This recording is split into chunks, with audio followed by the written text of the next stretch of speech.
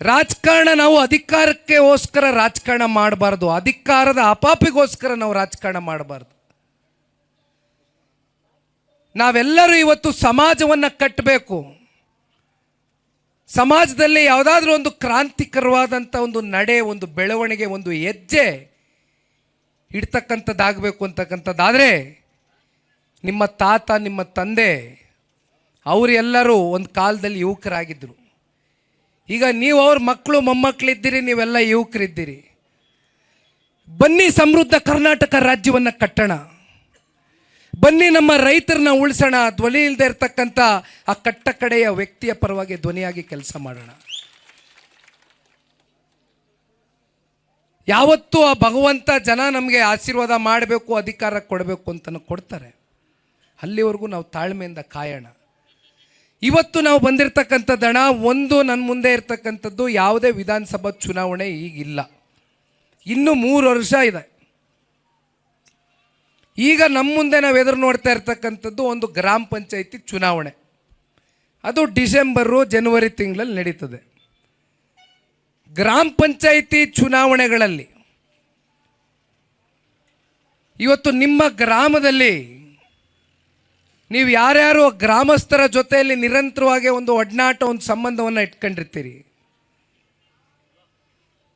ಏಕೆಂದರೆ ಇವತ್ತು ಗ್ರಾಮ ಪಂಚಾಯಿತಿ ಚುನಾವಣೆ ಯಾವುದೋ ಪಕ್ಷದ ಚಿಹ್ನೆ ಅಡಿ ನಡೀತಕ್ಕಂಥ ಚುನಾವಣೆ ಅಲ್ಲ, ಆದರೆ ಪಕ್ಷದ ಬೆಂಬಲಿತ ಅಭ್ಯರ್ಥಿಗಳಾಗಿ ನೀವು ಸ್ಪರ್ಧೆ ಮಾಡ್ತಕ್ಕಂಥ ಚುನಾವಣೆ.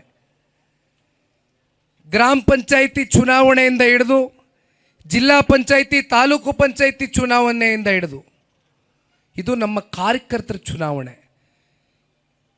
ನಿಮ್ಮನ್ನ ಇವತ್ತು ರಾಜ್ಯದಲ್ಲಿ ಬಲಿಷ್ಠವಾಗಿ ಮುಂದಿನ ದಿನಗಳಲ್ಲಿ ನಿಮ್ಮ ಕೈಯಲ್ಲಿ ಅಧಿಕಾರದ ಚುಕ್ಕಾಣಿಯನ್ನು ಕೊಡುವ ಮೂಲಕ ಇವತ್ತು ಸಮಗ್ರ ಕರ್ನಾಟಕ ರಾಜ್ಯವನ್ನು ಕಟ್ಟತಕ್ಕಂಥ ಕೆಲಸ ಆಗಬೇಕಾಗಿದೆ. ಅದಕ್ಕೋಸ್ಕರ ನಿಖಿಲ್ ಕುಮಾರಸ್ವಾಮಿ ನಿಮ್ಮ ಜೊತೆ ಇವತ್ತು ಎದುರುಗಡೆ ಬಂದು ನಿಂತಿದ್ದಾನೆ.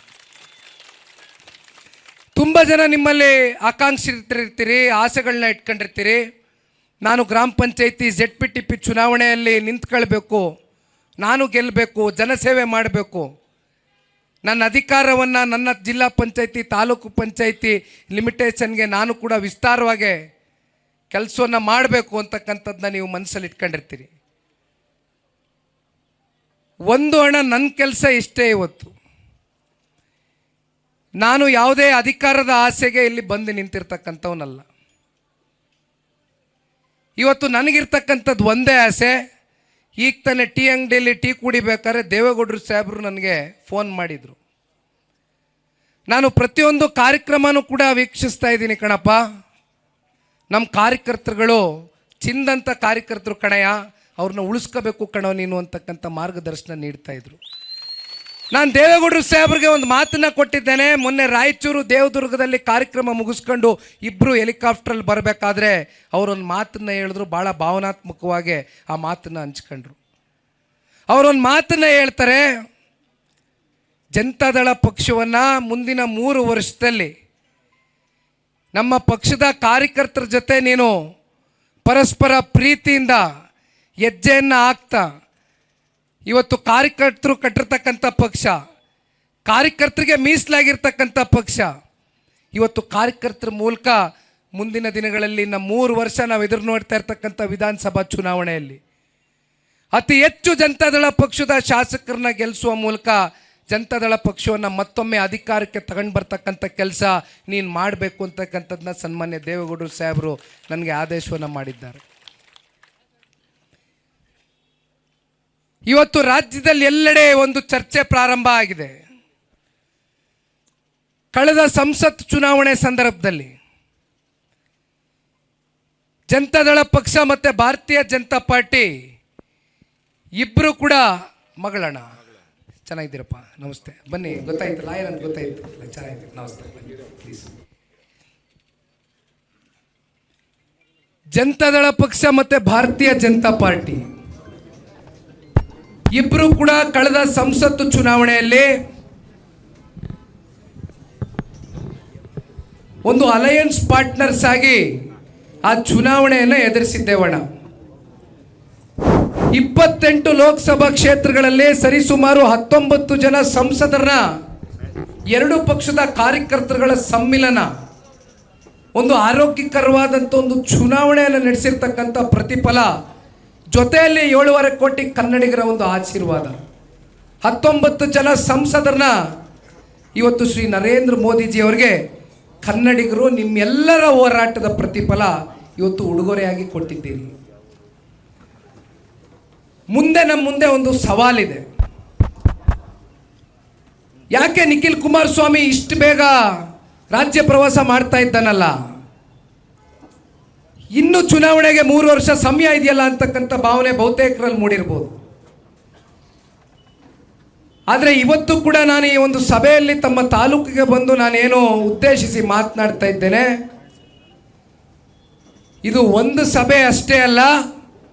ಇವತ್ತು ಇಂದಿನಿಂದ ನಾವು ಎಲ್ಲರೂ ಒಂದು ಶಪಥವನ್ನು ಹೊರಬೇಕಾಗ್ತದೆ.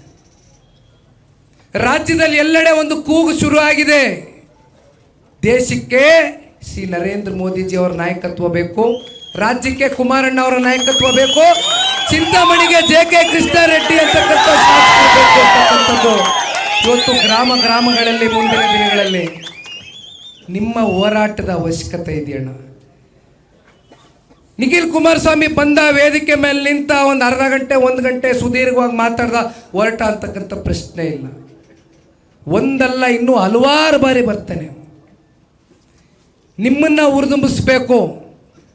ಏಕೆಂದರೆ ನಿಮಗೆ ಶಕ್ತಿ ಇದೆ.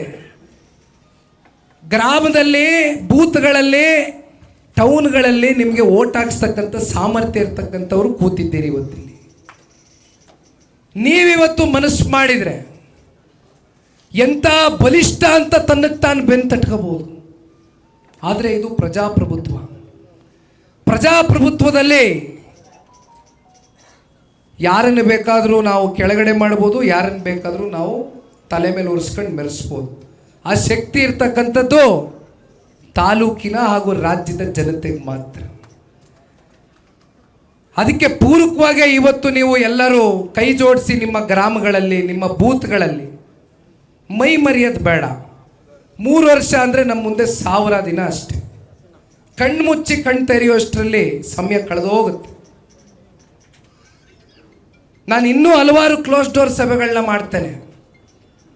ನಾವಿವತ್ತು ಅಲಯನ್ಸ್ ಪಾರ್ಟ್ನರ್ ಆಗಿದ್ದೇವೆ. ಭಾರತೀಯ ಜನತಾ ಪಾರ್ಟಿ ಜೊತೆ ಒಂದು ಒಪ್ಪಂದವನ್ನು ಇಟ್ಕೊಂಡಿದ್ದೇವೆ. ಮಾಧ್ಯಮದ ಸ್ನೇಹಿತರು ಬಂದಿದ್ದಾರೆ, ನನಗೆ ಯಾವಾಗಲೂ ಪ್ರಶ್ನೆ ಕೇಳ್ತಾ ಇರ್ತಾರೆ, ಈ ನಿಮ್ಮ ಒಳ ಒಪ್ಪಂದ ಅಲ್ಲ, ನೇರ ಒಪ್ಪಂದ ಇವತ್ತು ಏನು ಎಷ್ಟು ದಿನಗಳ ಕಾಲ ಸಾಗುತ್ತೆ ಅಂತಕ್ಕಂಥದ್ದನ್ನ ನನ್ನ ಹಲವಾರು ಬಾರಿ ಪ್ರಶ್ನೆ ಮಾಡ್ತಾ ಇರ್ತಾರೆ. ಮತ್ತೆ ನಾನೊಂದು ವಿಚಾರವನ್ನು ತಿಳಿಸ್ತೇನೆ. ಸನ್ಮಾನ್ಯ ದೇವೇಗೌಡರು ಸಾಹೇಬರ ದೀರ್ಘಕಾಲದ ರಾಜಕಾರಣದ ಬದುಕಿನಲ್ಲಿ ಅವರು ಒಂದು ಸಲ ಯಾವುದಾದ್ರೂ ವ್ಯಕ್ತಿಯನ್ನು ನೆಚ್ಕೊಂಡ್ರೆ, ಅಥವಾ ಒಂದು ಸಲ ಅವ್ರು ಯಾವುದಾದ್ರೂ ತೀರ್ಮಾನವನ್ನು ತೆಗೆದುಕೊಂಡ್ರೆ, ಅಥವಾ ಒಂದು ಸಲ ಅವ್ರ ಬಾಯಿಂದ ಒಂದು ಮಾತನ್ನು ಹೊರಡಿಸಿದರೆ ಅವತ್ತು ಕೂಡ ಅದನ್ನು ವಾಪಸ್ ತಗೊಳ್ತಕ್ಕಂಥ ವ್ಯಕ್ತಿತ್ವ ದೇವೇಗೌಡರು ಸಾಹೇಬ್ರದಲ್ಲ. ಅವರಲ್ಲಿ ಅತ್ಯಂತ ಸ್ಪಷ್ಟತೆ ಇದೆ. ಅತ್ಯಂತ ಸ್ಪಷ್ಟವಾದಂಥ ನಿಲುವಿನ ಮೇಲೆ ಪರಸ್ಪರ ಪ್ರೀತಿ, ಪರಸ್ಪರ ವಿಶ್ವಾಸ, ಪರಸ್ಪರ ಹೊಂದಾಣಿಕೆಯಿಂದ JDS ಮತ್ತು ಭಾರತೀಯ ಜನತಾ ಪಾರ್ಟಿ ಕಳೆದ ಸಂಸತ್ ಚುನಾವಣೆಯಲ್ಲಿ ಒಂದಾಗಿದ್ದೇವೆ. ನಮ್ಮ BJPಯ ಮಿತ್ರತ್ವ ಶಾಶ್ವತವಾಗಿ ಹೆಜ್ಜೆಯನ್ನು ಹಾಕ್ತೇವೆ, ಯಾವುದೇ ಅನುಮಾನಗಳಿಲ್ಲ. ಹೀಗಿದ್ದಾಗ ನಿಮ್ಮ ಮುಂದೆ ಒಂದು ಸವಾಲು ಎದುರಾಗುತ್ತೆ. ಆ ಸವಾಲು ಏನಪ್ಪ ಅಂದರೆ, ಇಲ್ಲಿಯವರೆಗೂ ಚುನಾವಣೆಗಳಲ್ಲಿ ಜನತಾದಳ ಪಕ್ಷ ಸ್ವತಂತ್ರವಾಗಿ ಚುನಾವಣೆಯನ್ನು ಎದುರು ನೋಡ್ತಾ ಇದ್ವು. ಈಗ ನಾವು ಹೊಂದಾಣಿಕೆಯಲ್ಲಿ ಇರ್ತಕ್ಕಂಥದ್ದಾದಾಗ ನಮ್ಮ ಮುಂದೆ ಬರ್ತಕ್ಕಂಥ ಸವಾಲೇನು?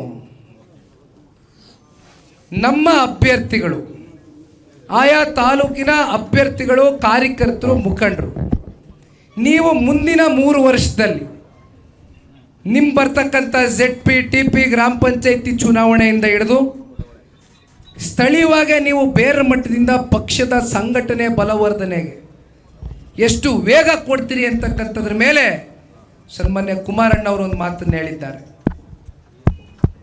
ನೀವೆಷ್ಟು ಸ್ಪೀಡಾಗಿ ಮುಂದುವರಿತೀರೋ ಅಷ್ಟು ಸುಲಭವಾಗಿ ನಮ್ಮ ಕ್ಯಾಂಡಿಡೇಟ್ಗಳಿಗೆ ಜನತಾದಳ ಪಕ್ಷದ ಚಿಹ್ನೆಗೆ ನಾವು ಟಿಕೆಟನ್ನು ತಗೊಂಡು ಬರ್ತಕ್ಕಂಥ ಕೆಲಸ ಆಗ್ತದೆ ಅಂತ. ನೀವಿಲ್ಲೇನು ಹೆಚ್ಚಾಗಿ ಅದನ್ನೇನು ಎದುರಿಸ್ತಾ ಇಲ್ಲ ಸಮಸ್ಯೆನ. ರಾಜ್ಯದಲ್ಲಿ ಎಲ್ಲೆಡೆ ಒಂದಷ್ಟು ಸಮಸ್ಯೆಗಳಿರ್ತವೆ. 2 ಕಡೆ ಪಕ್ಷದಲ್ಲಿ ಕುದುರೆಗಳು ಓಡ್ತವೆ ತಾಲೂಕಿನಲ್ಲಿ.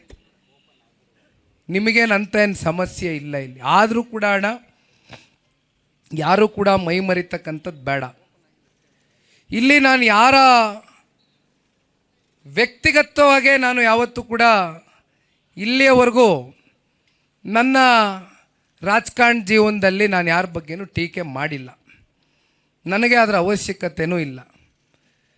ನಾವು ಮಾತನಾಡಬೇಕಾಗಿರ್ತಕ್ಕಂಥದ್ದು ವಿಷಯಾಧಾರಿತವಾದಂಥ ಚರ್ಚೆಗಳು, ರಾಜ್ಯವನ್ನು ಮುನ್ನಡೆಸ್ತಕ್ಕಂಥದ್ದಕ್ಕೆ ನಮಗೆ ಸಿಗ್ತಕ್ಕಂಥ ಸಲಹೆಗಳು.